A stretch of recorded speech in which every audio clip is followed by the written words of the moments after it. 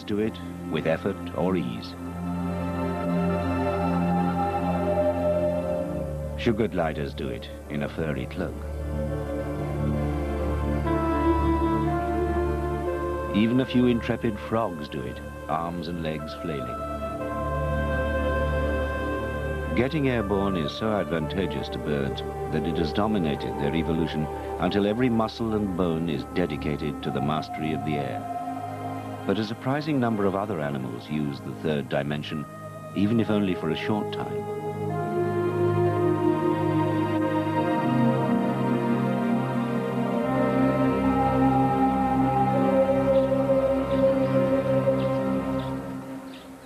On the grassy plains of Africa, several species of antelope, notably the impala, leap high in the air as they run. The leaps may be 3 meters high and as much as 10 meters long. One ingenious theory is that they do it to impress predators with their speed and agility, showing that there's really no point in trying to catch them. But impala leap when there's no predator about. It must have a purpose, but no one seems to know what it is. Nearby, a secretary bird is attacking a locust. Here, the value of taking to the air is very clear. The locust is so good at it that it's a wonder the secretary bird doesn't find some other prey which is easier to catch.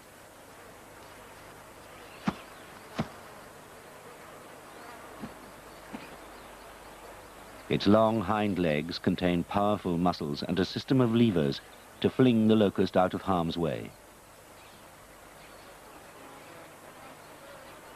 It's a very successful strategy used by 17,000 different species of locusts, grasshoppers and crickets.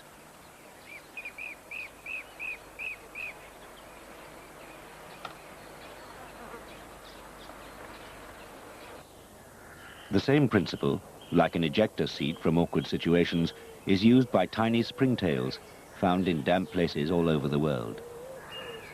When you're so small that a frog's eyebrow is a major geographical feature, it pays to be very quick and agile. Springtails are certainly that. The biggest of the world's 1,500 species of springtail is only 5 millimeters long. Most are much smaller. They're the prey of a wide range of carnivorous insects. They take to the air while the camera shutter is closed between 2 frames of film. In about a 50th of a second, they're gone. A water measurer finds them too quick to catch. Instead, it plunges its sucking mouthparts into a mosquito pupa, which has no means of escape.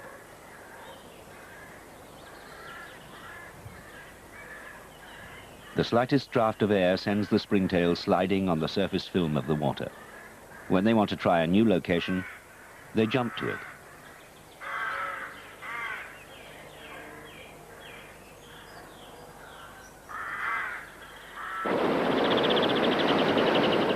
On the seashore, taking to the air is a way of avoiding the attentions of birds like the turnstone.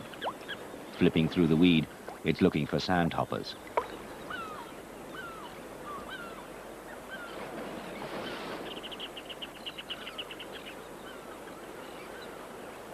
Their instant reaction to being disturbed is to hop.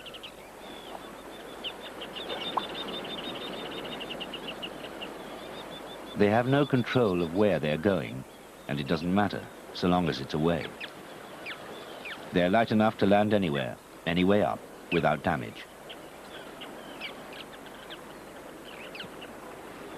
The turnstone has to grab them before they have time to take off, which is not very long. That's why its movements are so quick and jerky. This ejector seat strategy, simply getting away from something without having any choice of where you're going to, is ideal for tree-living animals.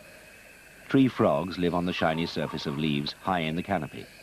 They hang on by using pads on their toes, maintaining a grip in some very precarious places.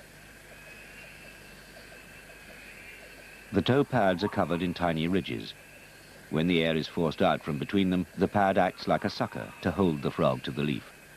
When it lets go, there's always another leaf below to break its fall. The gliding frog, which lives nearby, carries the strategy a stage further. It can't choose where it lands any more than the tree frogs, but it can delay its arrival.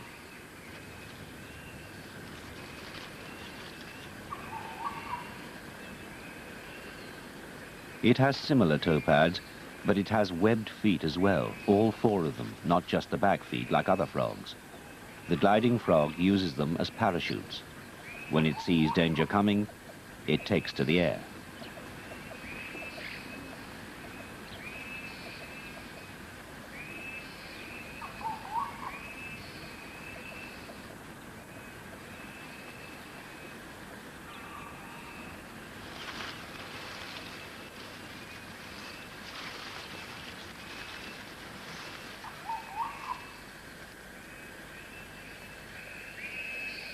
There are plenty of dangers for tree-living animals. Faced with the inexorable advance of a tree snake, a gecko has no defense. But it has an escape route.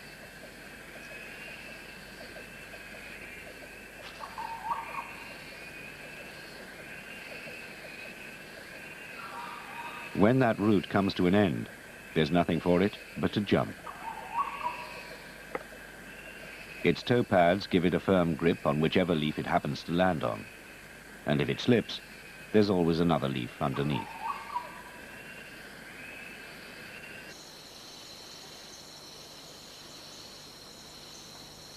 Taking to the air needn't be such a chancy business. Some groups of animals have structures which can be modified to make quite effective wings. The flying lizard is one.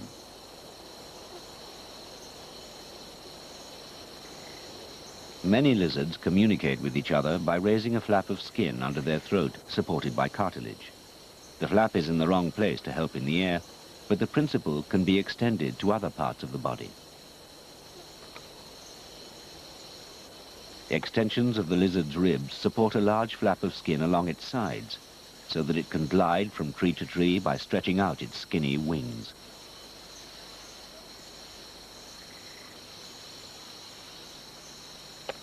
The skin is camouflaged to help it avoid predators. When all else fails, it can glide elegantly to safety.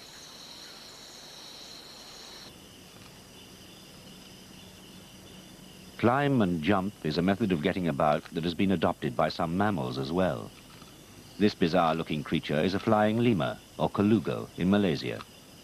As it runs up a palm tree, it looks as if it's draped in a blanket. But when it jumps, the blanket becomes a parachute.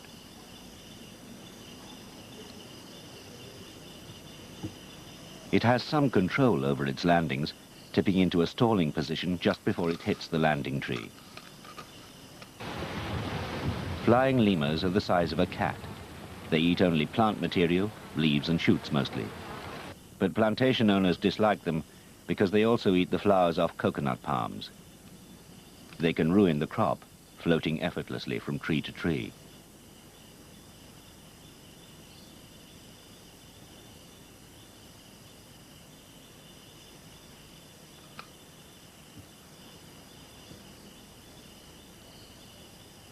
For all their skill, though, the flying lemurs can only fly downwards, except at the very end of their dive when they turn up slightly to land. There's only one group of mammals that can fly upwards, and in any other direction they choose.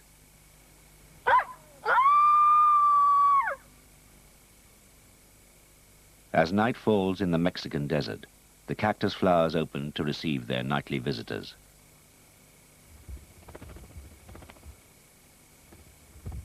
The flowers are pollinated by bats. The bats find them by sniffing the air for the delicate scent. Then they come in to feed on the nectar.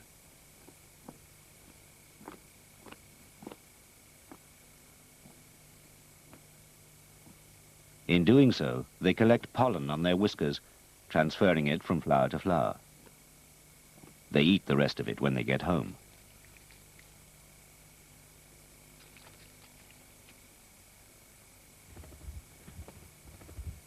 A bat's wing is a great improvement on the flying lemur's blanket. The skin is supported by thin finger bones at the end of a long forearm. It continues along the side of the body to the tail to make a true wing with which the bat can fly with great precision.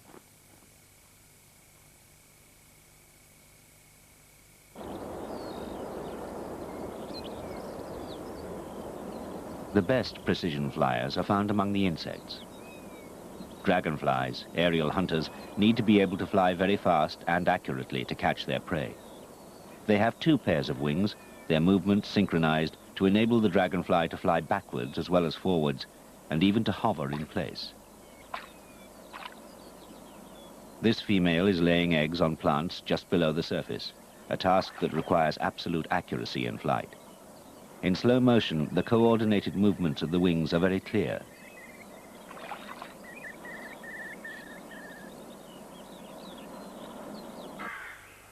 A ladybird has nothing like the same precision. Instead, it flies with dogged determination. Seen in slow motion, its hind wings drive it along, while the rigid forewings act like those of an aircraft, providing lift from their curved surfaces.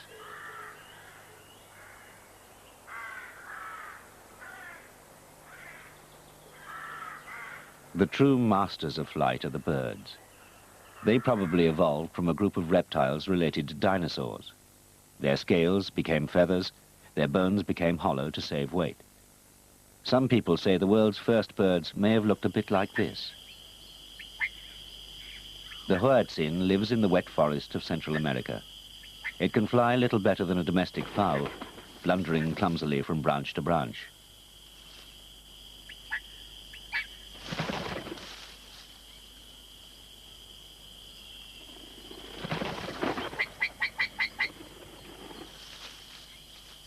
The Hoatzin looks primitive, and indeed it has some features which were found in very ancient birds.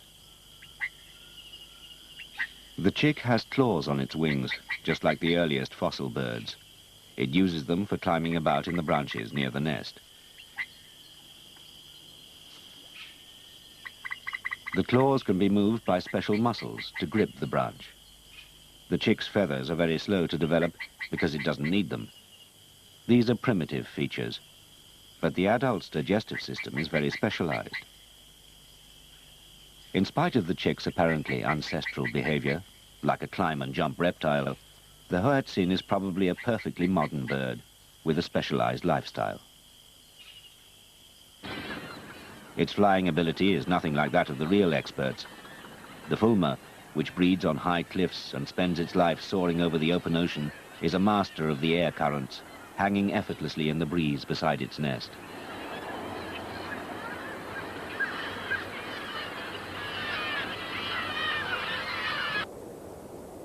A griffon vulture, with a completely different type of wing, can also fly for hours without flapping, resting on rising thermals while it looks for other vultures which might have found prey. When it spots a feeding gathering, it loses height rapidly, avid for carrion.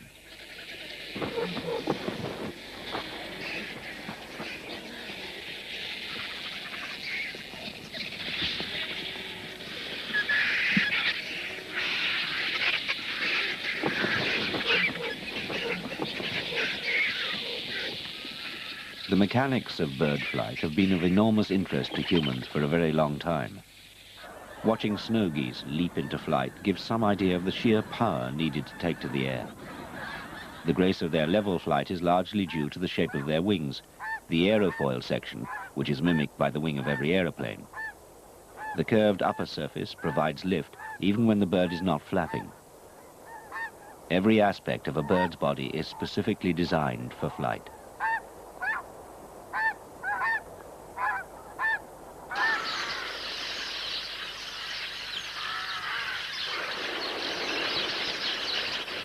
Starlings are all-purpose flyers, with no special adaptation to soaring or great speed. Their flight is typical of a huge number of birds. The bird's body does not drop in the air when it lifts its wings. This is because the aerofoil section of the inner part generates lift all the time.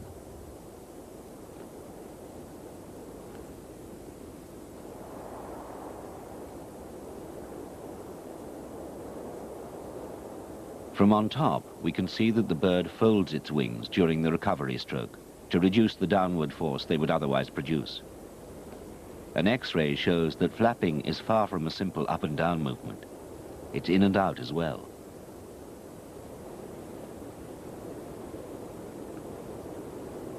The ancients believed that humans could imitate these movements. So they could. But even if they fixed feathers to their arms, the muscles needed to produce enough power would have had to be attached to a breastbone sticking out over a meter from the chest. A very odd-looking angel. If angels in human form cannot exist, the nearest thing to an angel in the bird world must be the tropic bird. Its tail streamers have no function in flight. They're for display during the breeding season, but they make it a very elegant sight as it swoops over its nesting islands.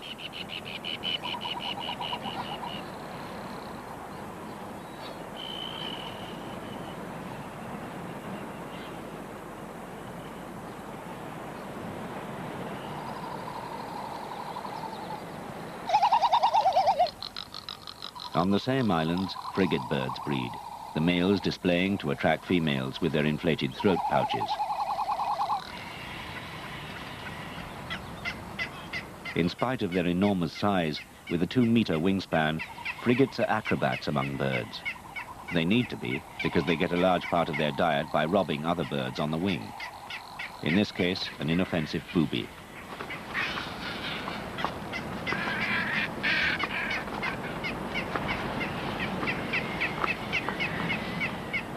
In aircraft terms, a frigate could be called a fighter. If that were so, a pelican is a stately airliner, heavy and wide-bodied, but no less efficient for that.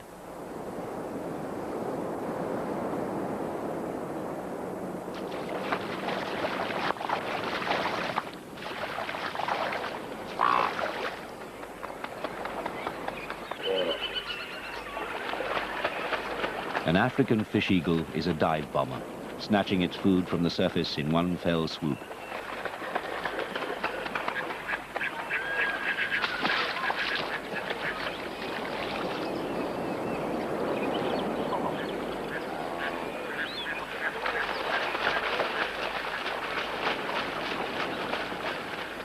The adaptations of birds are legion. If the starling is all-purpose, the barn owl is all-specialist. Its feathers are fringed at the edges for silent flight, not so that the prey can't hear it coming, but so that the owl can hear its prey.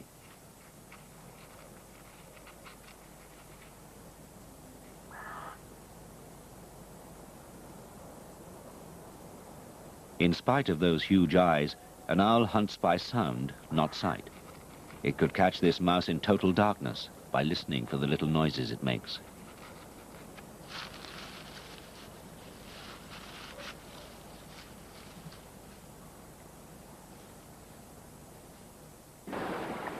The equipment birds use for taking to the air also works underwater. Goosanders are wonderful exponents of underwater flight, chasing and catching fish in their own element.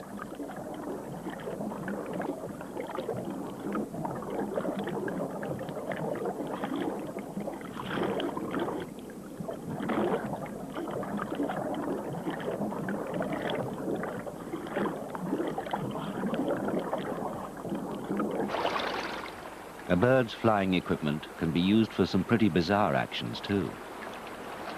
This is a florican in India, parachuting to attract a female to its territory.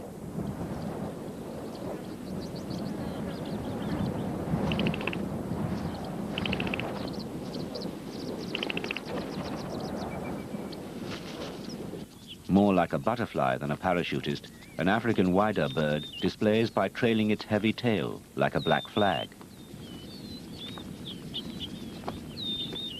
The female is a drab, sparrow-like bird sitting in the grass below. After the male has mated with her, he flutters off on another circuit of his breeding territory.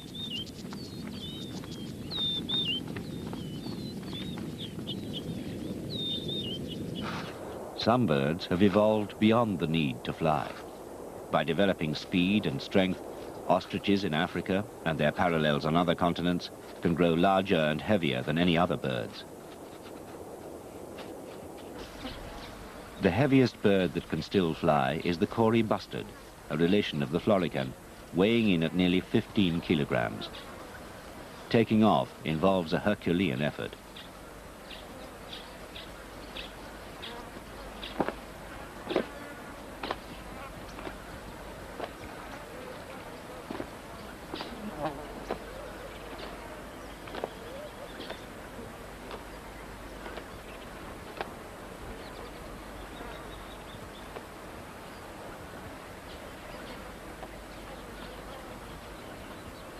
At the other end of the scale, tiny hummingbirds fly with the buoyancy of a bee, their wings whirring at up to 250 beats per second.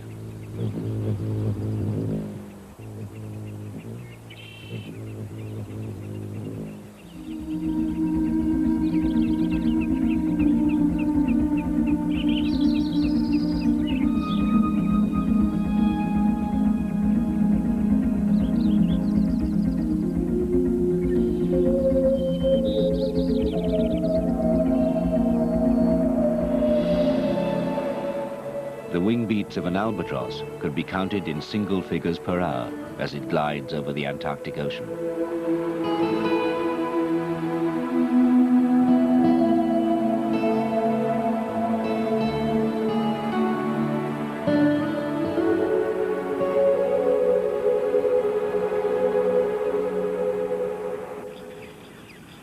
Albatrosses spend the whole year at sea, returning to land only to breed. After a year on the wing, landing has to be relearned. Tussock grass is less forgiving than water if a flyer makes a small mistake in timing.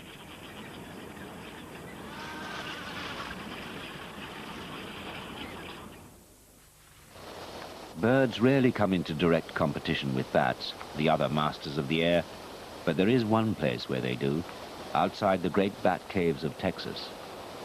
Inside, the bats cluster on the walls, waiting for dusk. When the time comes, they pour out of the cave like smoke or a swarm of mosquitoes.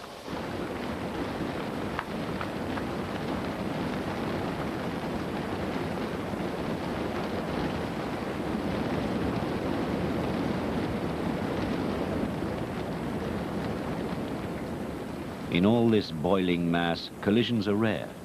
The bats avoid each other in flight by their sheer skill and agility. As they stream off to their feeding grounds, a bird waits, silhouetted in the evening sky. It's a red-tailed hawk. Watching the swarm from above, the hawk chooses its moment to attack.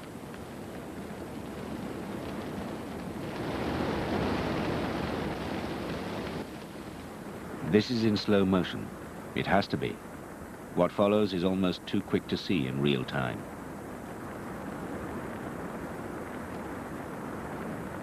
After a couple of misses, the hawk takes a bat from the air with its talons.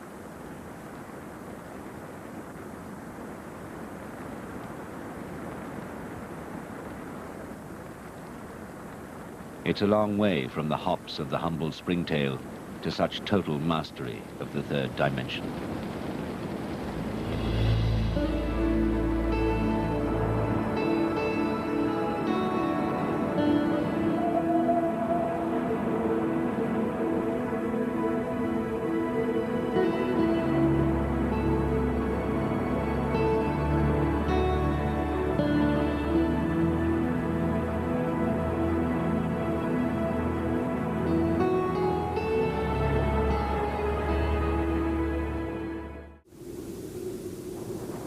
Every bird is a miracle of natural design, but each one is also a compromise.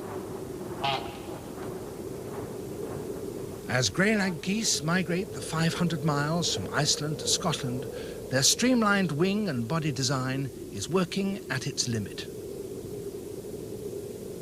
Flying at 40 miles an hour, their hearts are beating over 400 times a minute. Once every second, they need to take a breath. Such exertion creates heat, so the birds keep cool by flying at altitude, which for some geese can be even as high as 35,000 feet. Here they can profit from less air resistance and faster winds.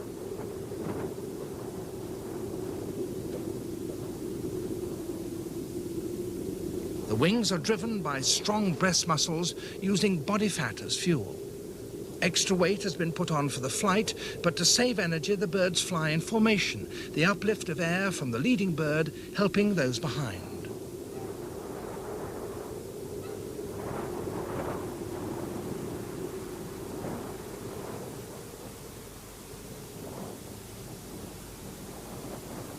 As they descend, they become more vulnerable to birds of prey or guns. The aerial efficiency of their shape is now a liability. So to lose height quickly, the birds simply spill the air from their wings. They plummet downwards in a dizzy display known as whiffling.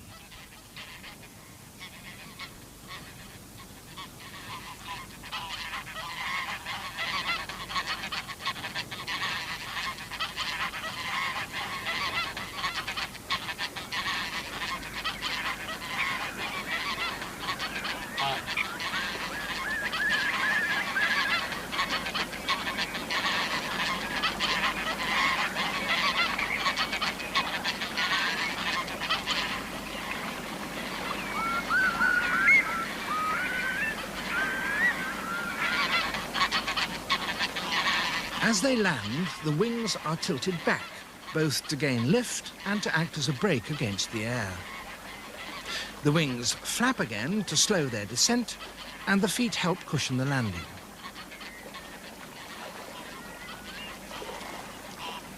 The webbed feet are also held out to resist the air and help slow the bird. The greylag is one of the heaviest of our geese, but such techniques ensure a gentle landing. And water also helps. Heavier birds have different limits to their performance.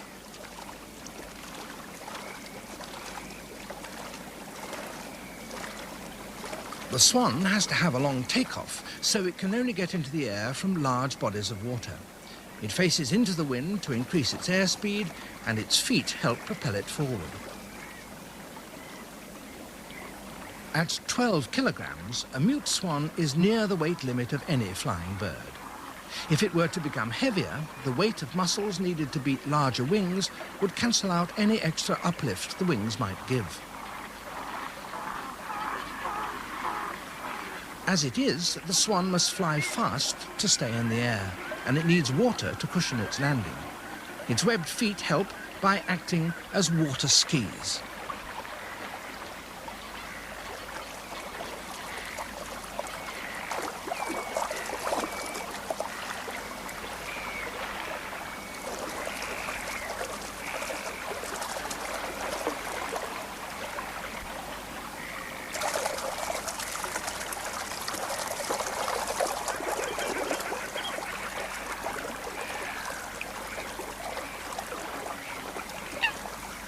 The coot also has problems taking off, for large size is not the only thing that hampers flight. Coots are relatively heavy because they feed underwater. They have small wings because they live in dense vegetation. The advantages of this way of life far outweigh the disadvantage of a slow takeoff, and the coot can always dive to escape danger.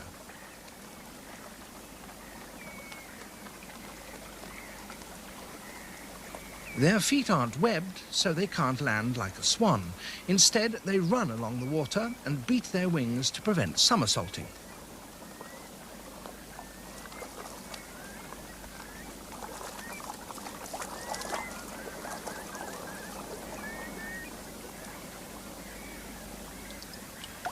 The birds that don't dive, like the teal, are affected by other factors. Its dabbling takes it to the water's edge, and in this danger zone, a quick takeoff is vital.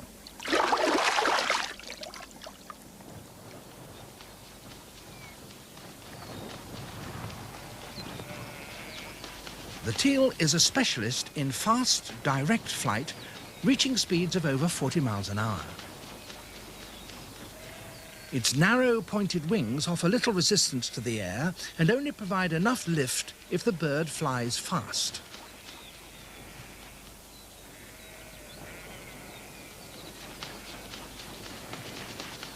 Ducks with smaller wings must fly even faster.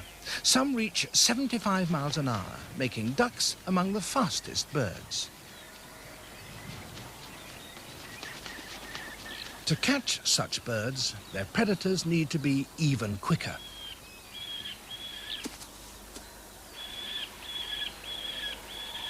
The peregrine is an unsurpassed aerial hunter with an eyesight to match. Good vision, too, is important for the duck. The neck keeps the eyes level by compensating for the movement produced by the wings.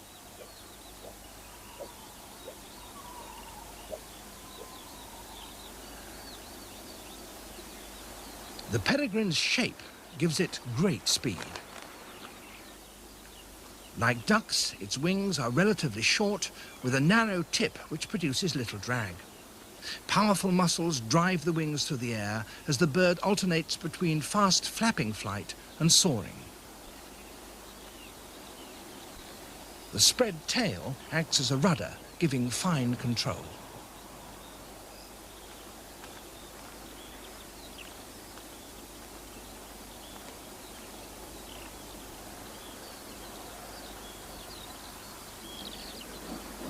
It can gain height easily by soaring on wind deflected upwards by the hills. From this vantage point, it can easily spot approaching prey.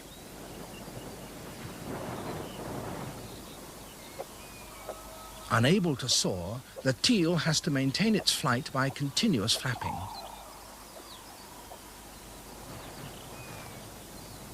The longer tail of the falcon gives it more control than the duck.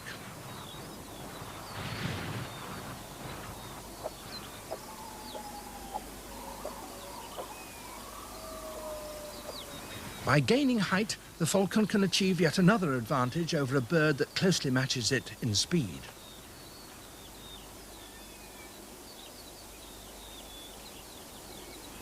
As it sweeps back its wings, it greatly reduces resistance and slices through the air like an arrow at over 100 miles an hour.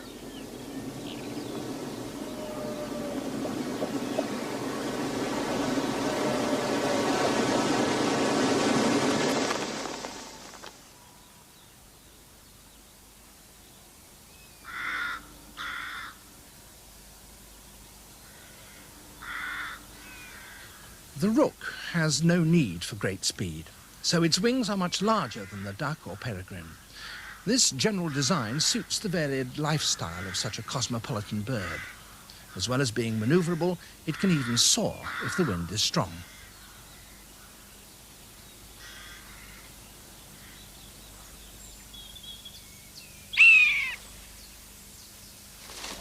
The buzzard is built to a similar design. Although to the rooks the buzzard could be a possible threat, they react to it not by fleeing, but by attack. To the rooks, slow flight is not a disadvantage, for by mobbing a predator they can drive it away. Although their wing designs are similar, the buzzard's large size makes it less maneuverable. The rooks, therefore, are not in any danger, and through their persistence, the buzzard loses height.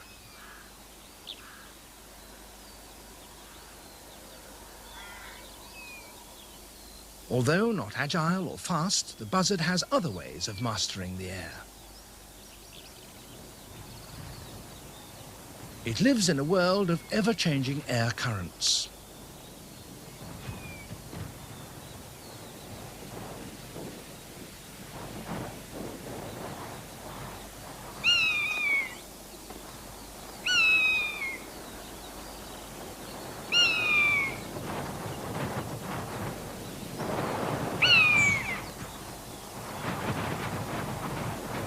Flying into the wind, it's searching for an area of uprising air.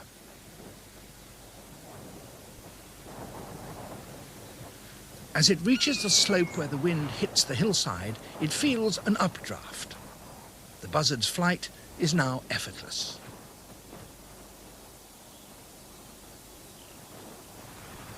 Its broad wings are built for slow soaring, and by altering their shape, it can fine-tune the amount of lift they provide. It rises so easily because, like all birds, its wings are curved like inverted shallow cups. The air in the curved underside is at a high pressure, while that on the upper side is at a much lower pressure, as the feathers flicking up clearly show.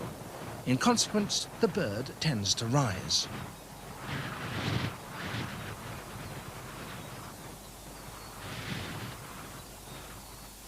Most birds depend on this curving of the wing to keep them airborne, even in flapping flight.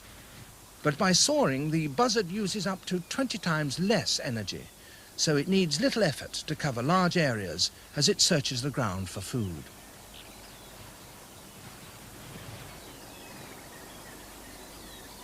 It feeds mainly on carrion.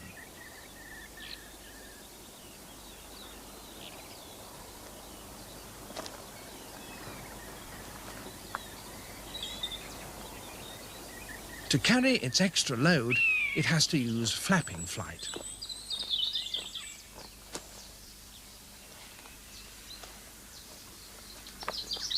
Although it nests in woodland, its large wings prevent it hunting among trees.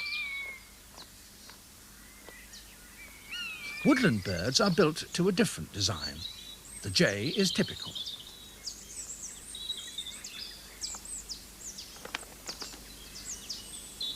Its dipping flight is the result of having the short wings and a long tail, which are characteristic of most woodland birds.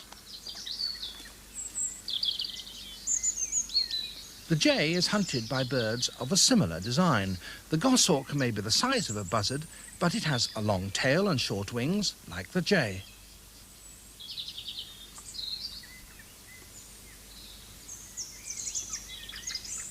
Short wings allow birds to fly through dense undergrowth, while the long tail compensates by giving the bird extra stability. Such skill is vital for both hunted and hunter.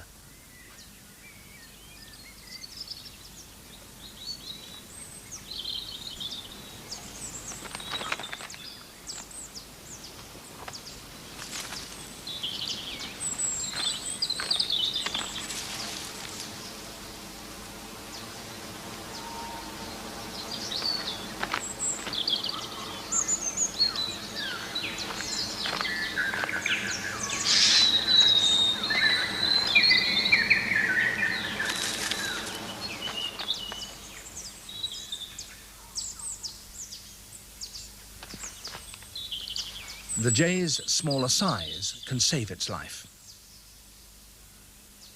An even smaller size gives advantages to the wren. Its short, rounded wings are ideal for a life in dense undergrowth. It needs to whir such small wings constantly just to stay airborne. Small size and short wings are very useful if you live by plucking food from thick vegetation.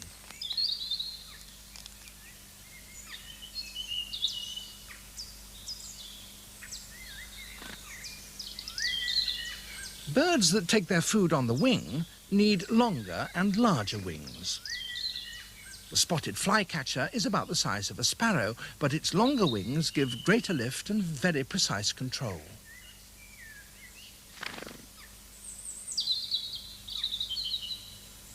Operating from favourite perches, its manoeuvrability allows it to pluck insects from the air.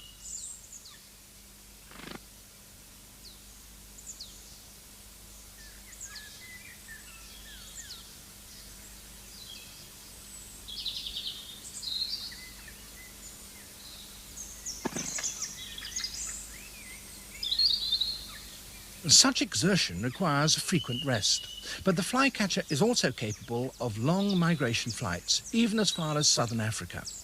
But until cold weather kills its aerial prey, it will hunt in woodland glades. The wide open fields offer different possibilities for other aerial hunters. They are patrolled by another migrant from southern Africa. With only the occasional tree to obstruct its flight, its wings have become very long indeed. There are few birds that can fly as aerobatically as a swallow, although its wing design would be a hindrance in woodland.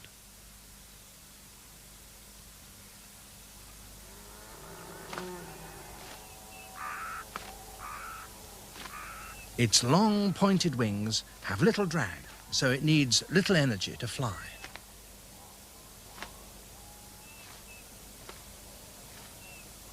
A large wing area allows it to fly at slow speeds, And the long spread tail helps too.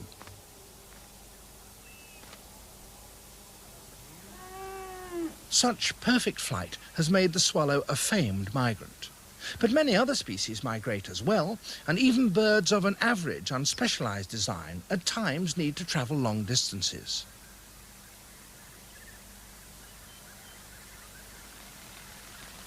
A starling can fly at 35 miles an hour, almost twice the speed of a swallow.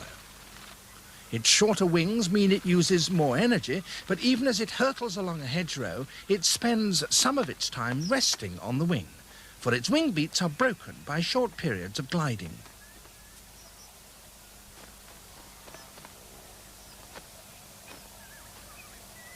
The outstretched wings give a small but valuable saving in energy. They also allow the bird to take a steadier view of the world.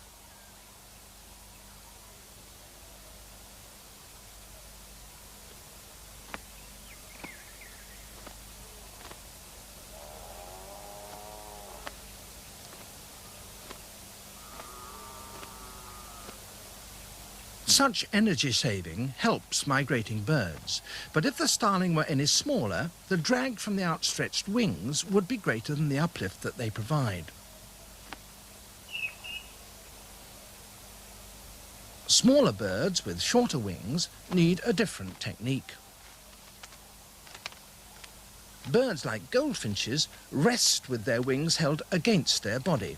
Angling themselves like a ski jumper, they keep drag to a minimum as they save energy.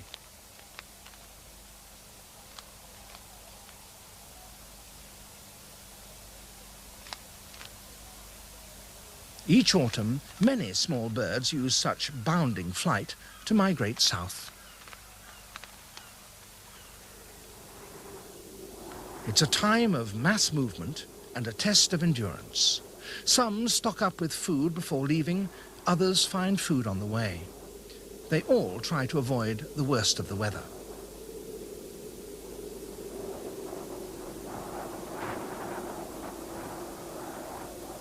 Flight efficiency is now stretched to its limit, but some make the journey with very little effort.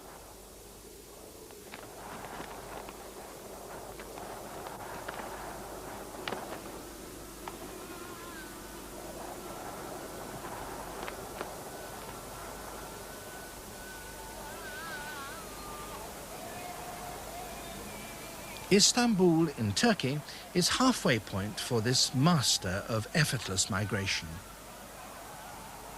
The long, broad wing of the white stork allows the bird to soar slowly.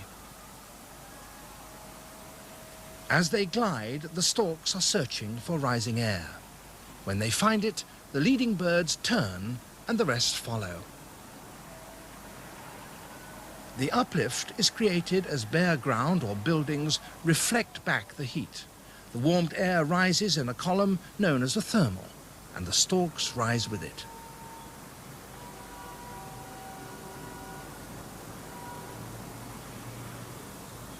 Up to 200,000 storks pass through Istanbul each autumn. Flocks up to 5,000 strong will turn to stay within the rising air. When they reach the top, they glide off in the direction of their migration, spreading out as they search for the next thermal. Their long glide will carry them over the shortest stretch of water between Europe and Asia, the Bosphorus. Most of Europe's storks migrate either across the Straits of Gibraltar or over this stretch of water. Any other route involves a long sea crossing, and thermals seldom form over water. Although this route is longer, the storks save energy by gliding between thermals.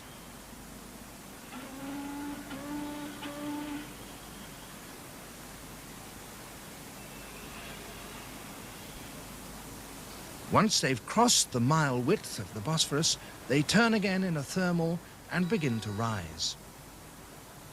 Now, in Asia, they will use many such thermals to carry them on to Africa.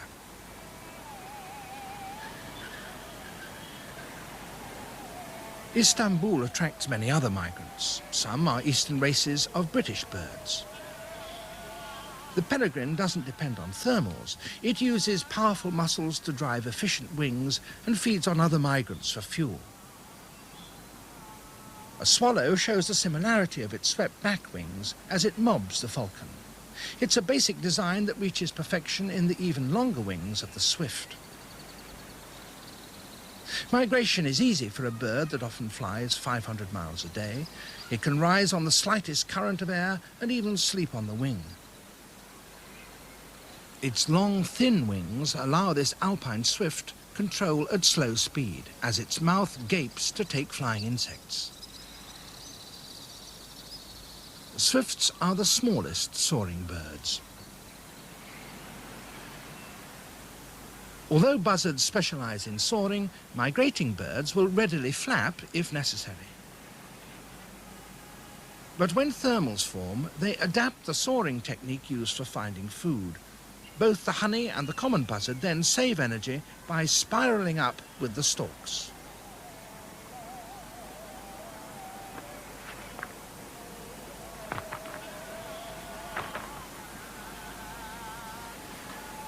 The storks can easily outsoar the buzzards, but their larger wings can be a liability if they leave the land and the thermals that rise from it. Although most glide off east over the Bosphorus, some take a shorter but more hazardous route south over the Marmara Sea. There is 30 miles of sea ahead of them, and it's not producing thermals.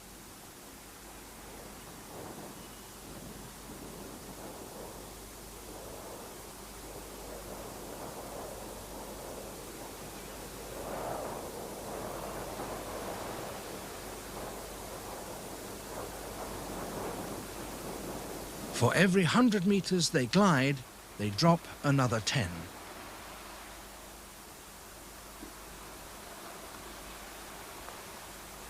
As they move closer to the water, they have to flap to stay airborne. They're now using 20 times the effort that they used when gliding.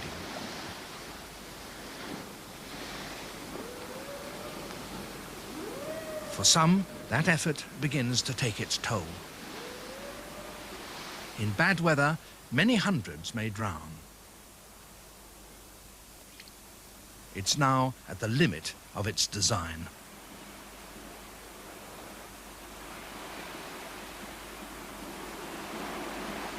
The stork has problems because it's so large.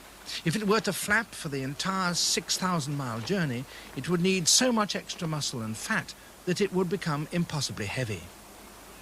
By using thermals for most of the way, storks need to put on little extra weight, but the journey takes several weeks. Short cuts, though hazardous, save time.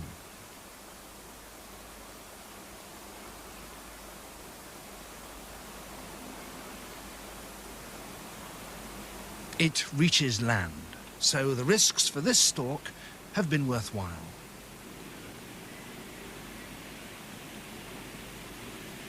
Every bird is a compromise between design and behavior. Storks do not have the short pointed wings of fast geese and ducks, the swept back wings of aerial hunters, or the short rounded wings of woodland birds. For storks, the perfect wing is the one that can soar on a breath of warm air. Like all birds, their wings are suited with marvelous perfection to the particular lives that they lead in flight.